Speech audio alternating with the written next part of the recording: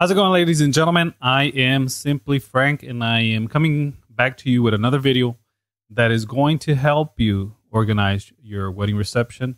I have done a video before, which I will link down in the comments, that has helped a lot of people, and it was just a 4-hour wedding timeline tutorial. And these timelines, again, are based on my experience as a wedding DJ. It doesn't take into account everything that a wedding planner does, only what I come across as a wedding DJ. And a lot of the stuff is the stuff that I have to organize in order for it to come, for me able to make it happen, in order for me to execute it. So with that in mind, take into consideration that there's a lot of things behind the scenes that you might have to look into, and I'll try to point them out as we go along. One example being the toast. Whenever you do the toast, there's some prep time in order for the toast to be ready at a certain time. So that's one of the things that, if you have a wedding planner, they'll be doing that on the background. But me as a DJ, my main job is to announce, okay, the toast is ready to go. Let's go ahead and do the toast. This one is going to be, it's entitled How to Plan a Latino Wedding. I have gotten asked how to plan a Latino wedding because that was more like a 4-hour wedding. And as you know, Latino weddings are more than 4 hours. Most of the time, they're going to be around 6 to 8 hours, 6, 7, or 8 hours. So that's what this is going to take into account. Most of the venues that I've encountered that are mainly like Latino events are 7 hours, from 5 to 12, 6 to 1, or even 7 to 2, if you believe it. And the other thing to clarify, this is based on the southern weddings, more Texas style. I know up in the New York area, they do a different style of wedding, where there's dancing, then food, then dancing, then food, then more dancing. Whereas in Texas is arrival, dinner, some formalities, and then dancing. So again, this is going to be based on a Latino wedding here down in the Houston, Texas area. So let's go ahead and get started. Most weddings are going to start at 6 p.m., which is going to be the guest arrival. So again, this is going to be reception only, no ceremony taken into account. You had your ceremony somewhere else, or maybe before, even at the same venue. But this is going to be 6 hours of reception. So 6 o'clock is guest arrival. And a lot of the times they do 6 o'clock dinner. So it means people are getting there like at 5:30. But let's do 6 o'clock guest arrival. So that means that dinner is going to be served at 6:30. And one thing to take into consideration is if it's going to be a seated dinner versus a buffet. And the only reason you need to determine that is if the DJ or somebody has to release tables. If you have a pretty big wedding, then you want to release some tables. That's why you want to know if it's seated or buffet.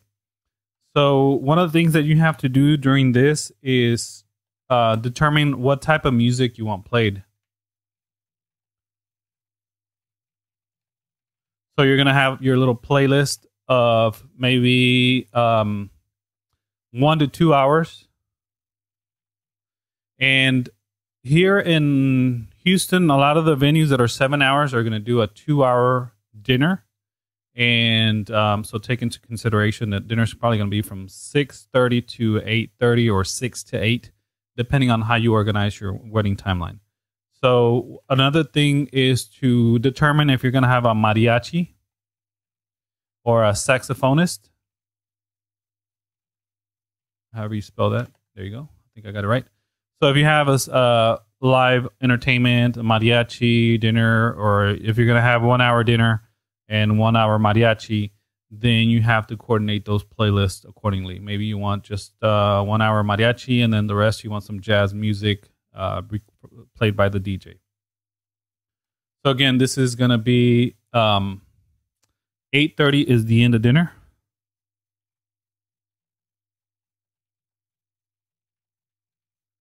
And make sure it's recording. Okay, so 8:30 dinner ends. And now... this is where a lot of confusion comes in, is what goes first, what goes second, what goes third. So I'm going to give you my recommendation based on a Latino wedding, mainly Mexican. And this is how I see a lot of weddings, so now I've structured them this way.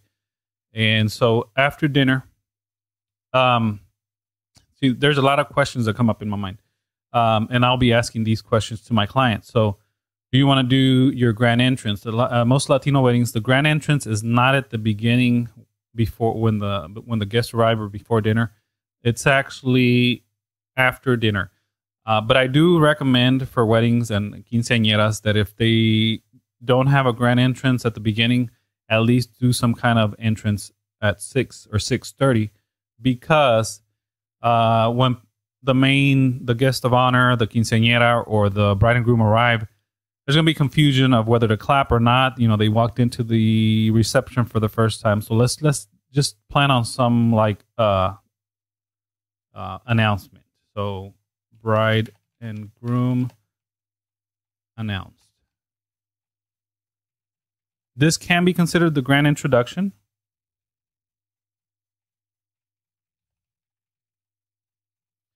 But the way Latino events are is usually you have a full presentation after dinner ends. So this is when you do the presentation.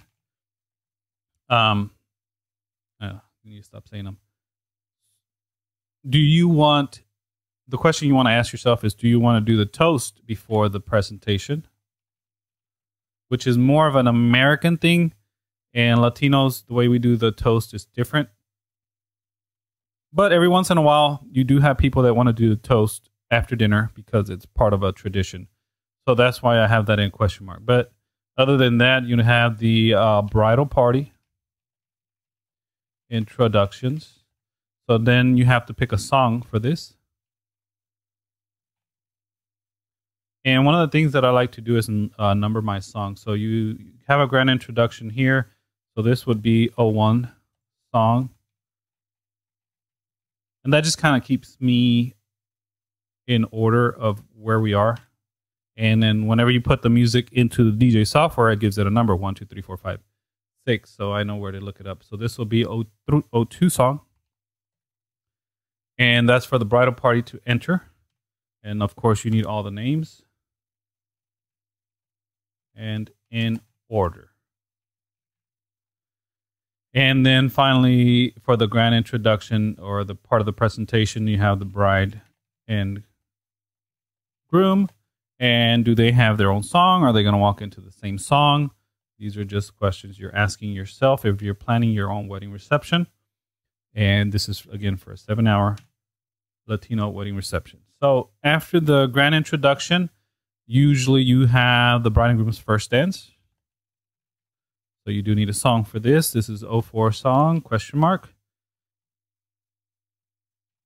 Then you have, I bolded, yes. Then you have the bride dance. So I'm just going to put it like that. It might be father-daughter dance. It may be mother-daughter dance. It may be the bride dancing with a brother or sister or significant other. So bride dance. So let's do 05 song. And then you have the groom dance. Nowadays, we have to take into consideration if it's a bride and bride or a groom and groom. You adjust this accordingly. This is what I encounter the most. Not saying you can't do it any other way, but this is what I encounter the most. But you can adjust to how it fits your wedding reception. So the groom, again, can dance with his mom, a sister, an aunt, or somebody. Even dance with a male partner. It really doesn't make a difference. But, the groom gets a chance to dance. The bride gets a chance to dance. And then usually after this, in most Latino weddings, they do the presentation is everything at once. This is based, again, on some of the venues that I've worked on and some of the events that I've done. They just want to get everything done. So after the dances, they will do the toast. And I always encourage it to be the best man and maid of honor or best friends. If they don't have best man, maid of honor, Latinos or Mexicans, we're not used to best men maid of honor. But if we have been Americanized, then we have seen that before, and then we incorporate it. Other people that can do the toast are parents or siblings. And that's, again, if you don't have a best man maid of honor. So for the toast, they're going to call up the padrinos, bridal party, and siblings, grandparents, and grandparents. So if you've ever seen a lot of people up for the toast, this is who they usually call is immediate family members, padrinos, or sponsors that helped with the wedding. Padrinos can also be like birth godparents and stuff like that. So bridal party obviously is a part of the bridal party, a part of the party, and a part of the toast. This is all optional. It depends on how the bride and groom want to do it or how you want to do it. And these are just some ideas. And they are gathered in a big circle or half circle around the dance floor where the bride and groom are in the middle, and parents, and then bridal party on the sides, and then the rest of the family. So they can be a part of the toast. Usually they'll say a few words, and the MC or somebody will end up with the typical saying, which is pa arriba, pa abajo, pa'l centro y pa dentro. And that's just, the way Latinos or Mexicans toast traditionally, and that's how they close out the speeches. It's a little different than the American toast, where the best man maid of honor say their speech and each one gives a toast. But, most Latinos are not going to do that, or unless they've been Americanized a little bit, then they can.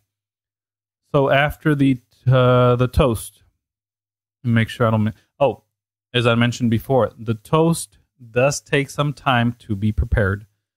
So if you have a good venue staff, they'll have that already prepared for you guys, so that whenever the groom dances, if this is your timeline, whenever the groom dances with whoever he's going to dance with or his song, that's all ready to go.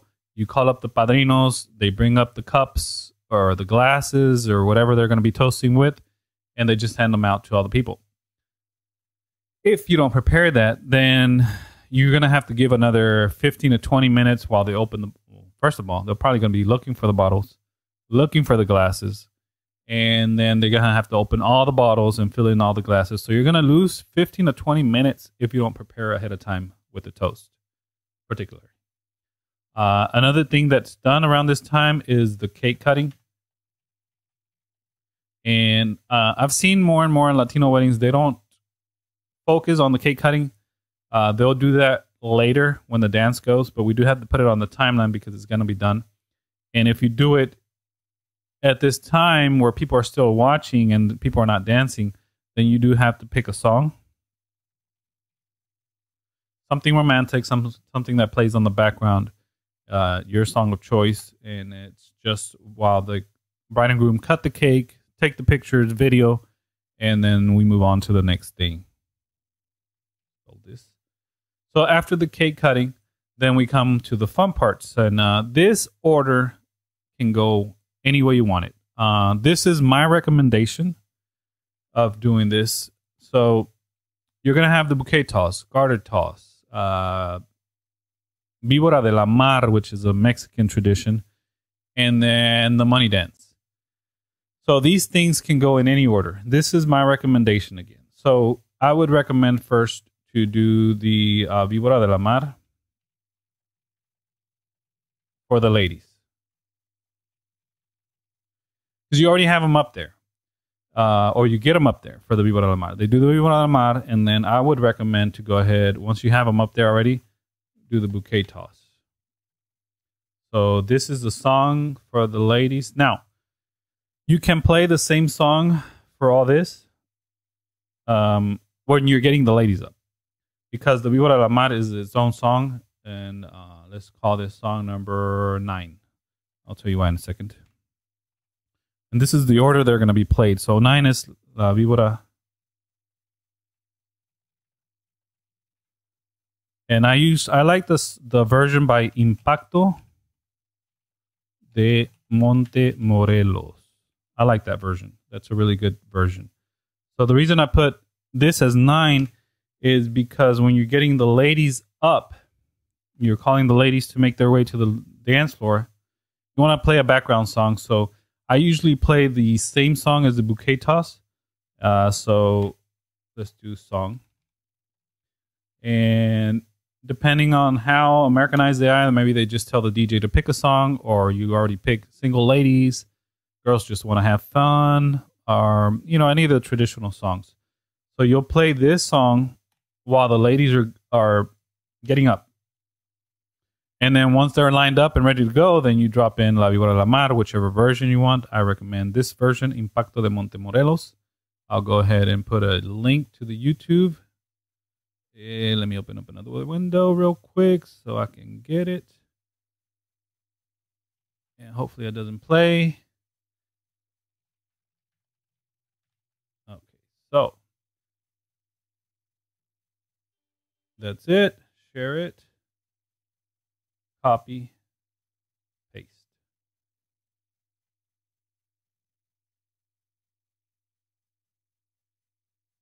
All right. So this thing's going to be funny. So, and I'm going to share this document with everybody so you can have it. So this is this song. Let me see if I can put it in one line so we can make it easy to follow. All right. So see the clip art?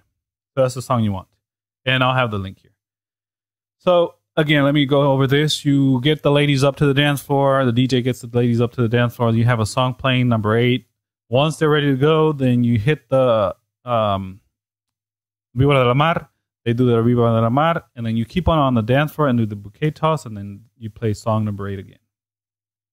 So if you're a DJ, then you know that on the left side you'll have song number 8 while they're getting them up, and then on the right side you'll have song number 9. That's going to be this one. You play it, and then you, once the Víbora de la Mar is over, then you play the one on the left again, or the first song. As DJs, we usually have 2 decks that we're working with.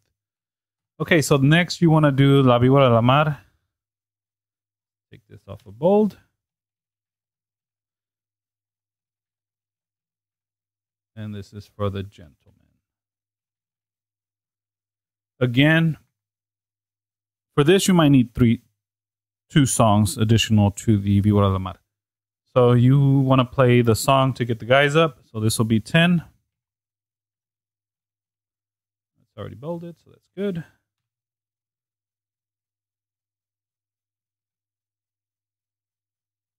And once you get the gentleman up, then you play this song again, which is number 9, but we're playing it again. And then once the gentlemen do the Víbora de la Mar, you can keep them there for the garter removal. And this will need a song, so that we're at 11. I don't know how to spell, so we'll correct it. And then we have Garter Toss. Garter Toss can be song number 10 again, or it can be like if you chose Who Let the Dogs Out, Can't Touch This, something like that. Then you can play it again. So let's just do that for simplicity reasons. You don't have too many songs to choose from or to choose. And then after the garter removal, then you can go into the dollar dance. Now, the dollar dance for Latino weddings is not just one song. It's a series of songs, maybe 10 to 20 minutes to 30 minutes or longer, depending on how big the wedding is. If you have a lot of people in the wedding party, then obviously you're going to have a lot of songs. So I would recommend cumbias because they're pretty international. Everybody likes cumbias. Every background likes cumbias. And then depending on your choice of music, you want more tejano, you want more norteño, you want more salsa, more merengue. You choose whatever music you like. You don't have to pick from this is just an example from what I recommend. Do what you think is best. So after the dollar dance, well, let me add another little note. There's this thing called el muertito. And that's when the carry, that's a lot of Mexican traditions do this. So after the Víbora, it's usually done after La Víbora de la Mar. But me as a DJ, I don't really, unless I see them going for it, I have the song ready, but I'll try to go through this, and then if they want to do a Mortito. So a lot of times they don't do it. But the Mortito is usually done after the Víbora de la Mar. When they go around, at the end, they pick up the groom and they toss him in the air. That's what they call it, El Mortito. That's the name of the song. It's also called El Mortito. You're not going to find it very easily. It's hard to find, but it's like the Death March in cumbia version. Okay, so then we go into the dollar dance. You have two lines, one for the men, one for the women, or more like one for the people that want to dance with the bride and one for the people that want to dance with the groom. So as a DJ, you announce that. After this, it's over.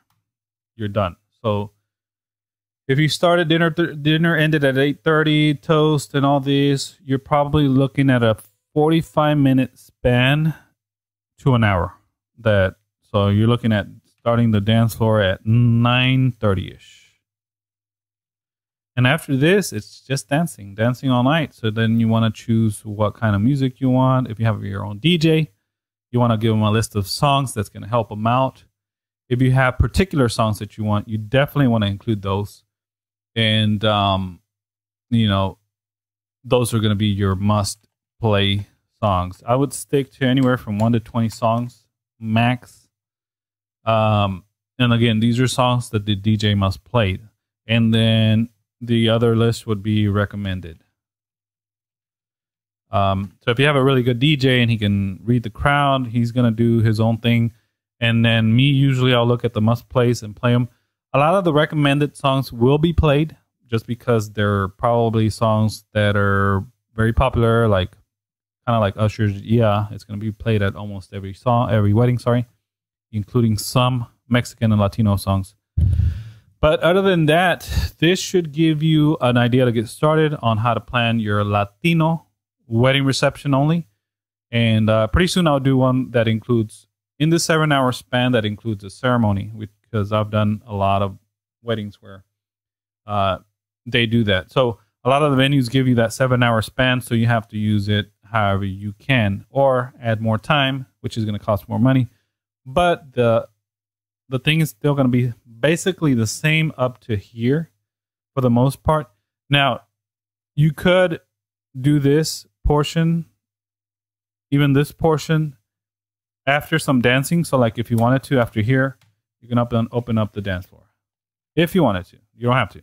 But if you just want to get everything over with and then get to dancing, then you wouldn't do this. So that is my recommendation. My name is Frank Perez. My company is Elegante Entertainment. This is going to be for the YouTube channel, I DJ My Wedding. If you have any questions, suggestions, feel free to leave them down on the comments. And, if you have any doubts, I will respond to the comments. I'll be keeping up with the comments. So put your doubts, questions, anything that I didn't cover correctly, let me know. All right. Thank you for watching, and I hope you get to plan your wedding. Have a good one.